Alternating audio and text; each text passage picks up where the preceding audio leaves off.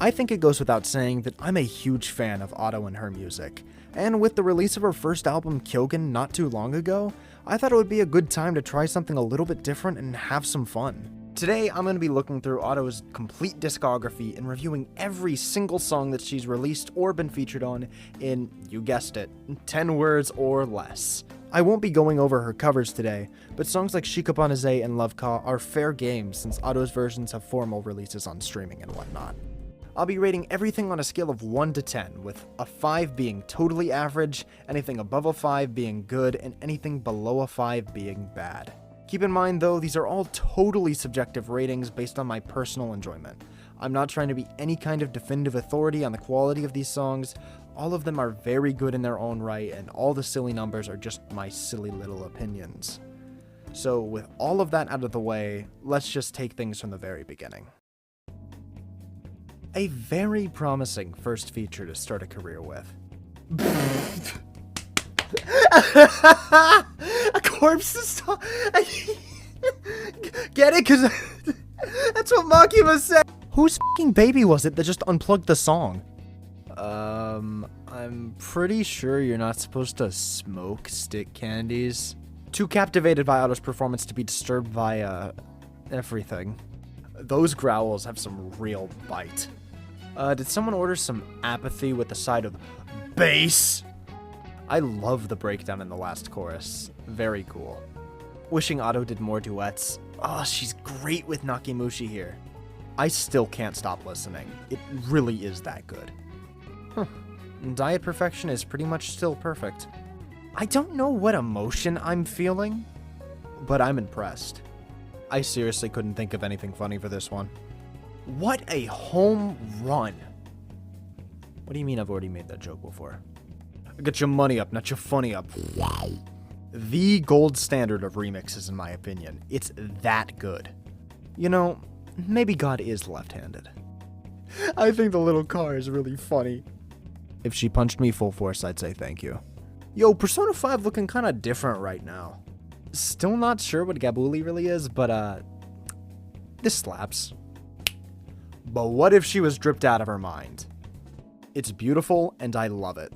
Stop sleeping on this. If peanut M&Ms were a song, this would be it. Opening the fridge. If you know, you know. Otto's voice is so emotionally powerful here. I'm genuinely speechless.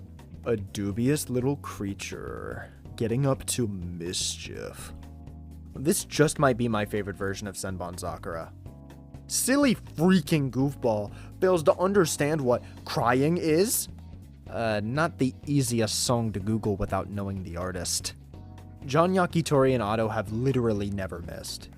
Something about that walk is mesmerizing. I really wish I liked this one more. The chorus feels so grand and I'm really feeling it. I keep forgetting this one exists, but it's pretty alright. And that's all of them. Who would have thought that 10 words would be so little to work with? Hardly a review, right? Well, let's take a look at the top and bottom 5 songs in a little bit more detail. I don't really think any of my bottom 5 songs are bad or anything, and especially not Stick Candy. It's a song that's basically straight down the middle for me, no strong feelings one way or the other. It's pretty short and didn't leave a particularly strong impression on me, but it's by no means a waste of time. Radio Noise is another song like Stick Candy, where it's right down the middle. There's really nothing wrong with this song at all, it's perfectly average and just fine to listen to. The fact that it found its place here in the bottom 5 only goes to show the incredibly high level of quality throughout all of Otto's discography. If your worst songs are just average, you're definitely doing something right. Domestic de Violence is a perfectly fine song. Stepping into the bottom 3, it will serve as the first song where the main issue is mostly just me. Canaria is a very hit or miss producer for me.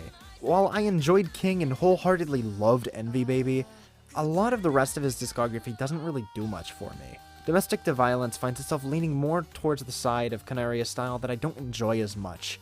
And while Otto definitely gets a few good moments where she can really let her vocals shine, the rest of the song does very little for me to want to put it on instead of many of the other incredible songs on Kyogen. Lucky Brute is another song where the style it's going for is executed well, but it just isn't a style for me. I do enjoy a good deal of Hiiragi Kirai's work, but I just think that Lucky Brute doesn't bring the kind of energy that I enjoy from his style to the table. Now, don't get me wrong, the song has plenty of good moments, like, the bridge is honestly great. It's really just the chorus where the song loses me. I don't think every chorus needs to be crazy or explosive, but something about Lucky Brute's chorus just doesn't really satisfy me. I can't quite put my finger on it. I'd say Lucky Brute has higher highs and lower lows than Domestic Day Violence, but both are pretty much interchangeable on their positions. I don't really dislike either of them, I'm just not really in the mood to listen to either of them very often. I don't know, they're fine. This is definitely the song that I'm closest to outright disliking.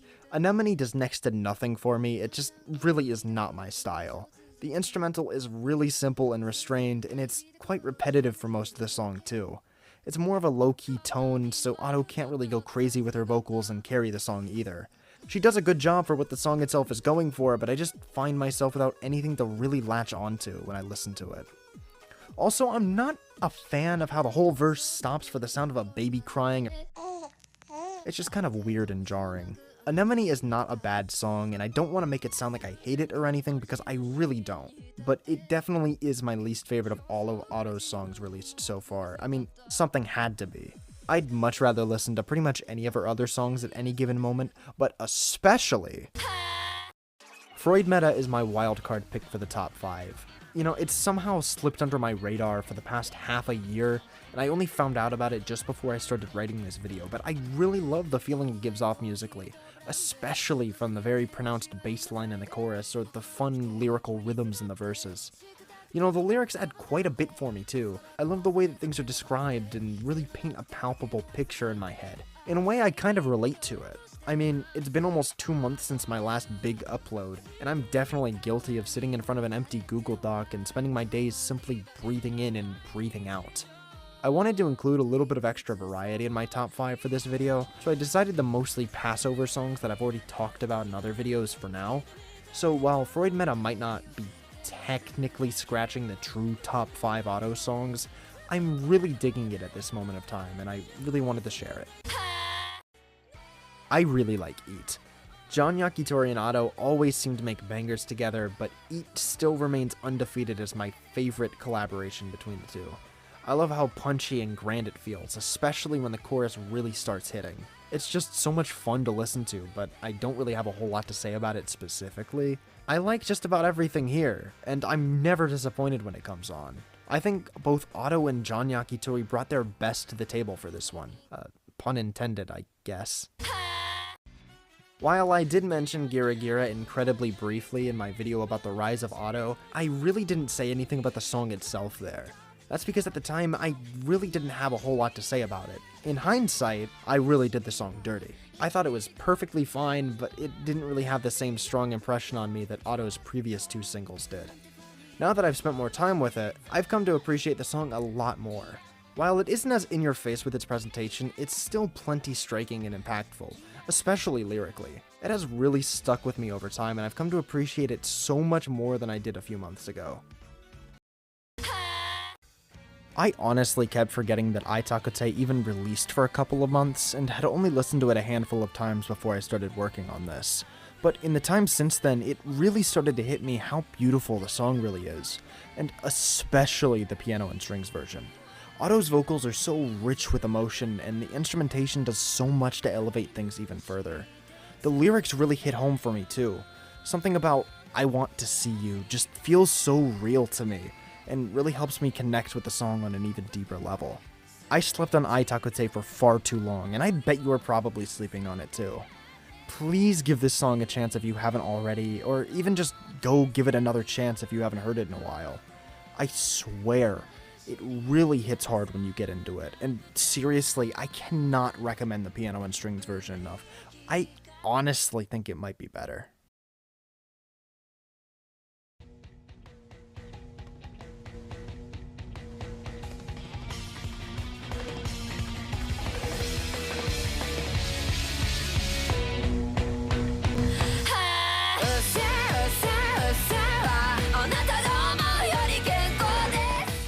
I seriously don't think that number 1 could have been anything besides Usewa.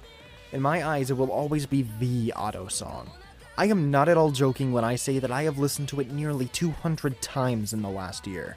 And somehow, against all odds, I'm not sick of it. It's just that good. I genuinely do not think that there is a single thing that I dislike about this song. It's hard-hitting, conveys strong emotions, and is incredibly memorable. It's literally all that I want in a song. Usewa just always satisfies me. It never goes stale or loses its edge. It just always hits just the right way. Even the other two versions are some of my favorite songs ever, though nothing will ever top the original for me. I'm sure that plenty of you will disagree with me, but I think that Usewa is just about as close to a perfect song as you can get without being absolutely, irrefutably perfect. Like additional memory. As for the songs I excluded, here's where they would have gone relative to the 5 that I've just mentioned. Ready Made, Odo, and Ashura-chan are all incredible songs in their own right, but given that I've already spoken about them all in other videos, I thought this could be a fun chance to spice up the top 5 and give other songs some time to shine. Everything was all my opinion anyway, so it's no big deal really. My top 5 is by no means the top 5. But hey, it's not all about me. What are your favorite Otto songs? Her discography spans so many different producers and styles that there's really something for everyone. I'd love to know where your tastes lie and what your personal ratings and lists are down in the comments. I'll link a playlist with all the songs I mentioned today in the description below, so you can go explore Otto's music to your heart's content. You know, while you're down there, please consider doing all the regular YouTube stuff too if you enjoyed the video. It would mean a lot if you supported me and helped my content reach more people. That's all I've got for today though. Go check out this video if you want to hear me talk more about Otto, or this video if you want to hear about 10 of my favorite songs from 2021. But until next time, thanks for watching. You have got to be kidding me!